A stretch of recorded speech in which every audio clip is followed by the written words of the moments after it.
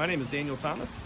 And what's the company you work for, Daniel? I'm the owner of Cutting Edge Outdoors. We are a premium outdoor living company in Fort Smith, Arkansas. We specialize in designing and creating beautiful spaces for people to enjoy outside their home.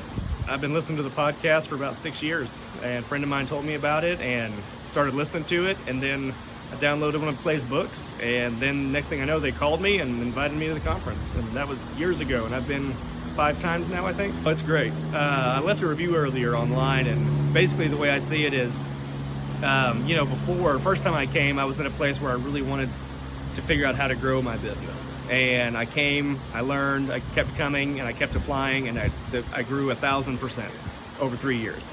And now I've hit a point where I feel like I kind of got stuck. I kind of plateaued.